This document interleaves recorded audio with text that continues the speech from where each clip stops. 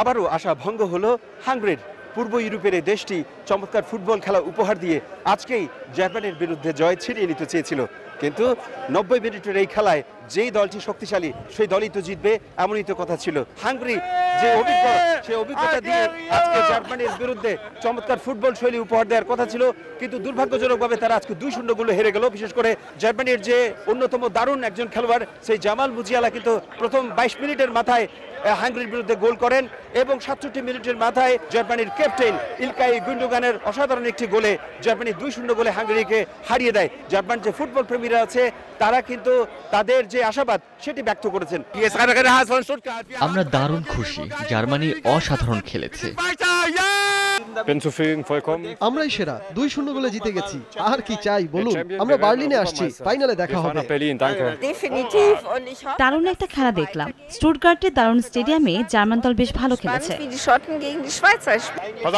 আজ আবারও প্রমাণ হলো জার্মানির মুজিয়ালাই সেরা। আমরা শুধু ইউরোর নই, আমরা ভবিষ্যতে বিশ্ব চ্যাম্পিয়ন হব।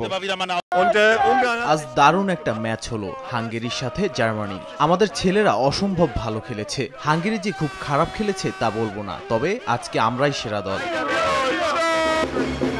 হাঙ্গেরির ফুটবল প্রেমীরা আশা করছেন আজকে শক্তিশালী জার্মানির কাছে হেরে গেল প্রথম রাউন্ডের শেষ ম্যাচে অবশ্যই স্কটল্যান্ডের বিরুদ্ধে তাদের দল ঠিকই জয় ছিনিয়ে আনবে। খুবই ভালো লাগলো, বাট জার্মানির থেকে আমার হাঙ্গেরি খেলা ভালো লাগছে।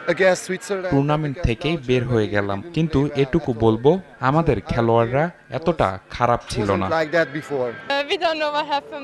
কি যে হয়ে গেল বুঝেই উঠতে পারিনি। আমরা সুইজারল্যান্ডের চেয়ে আজ অন্তত ভালো খেলেছিলাম, তবুও হেরে গেছি। তবে সামনের ম্যাচে স্কটল্যান্ডকে আমরা হারানোর জন্য লড়বো আশা করছি। খুবই খারাপ রেজাল্ট। হাঙ্গেরির এমন খেলা দেখতে এখানে আসেনি, কিন্তু দুর্ভাগ্য দেখতে হলো।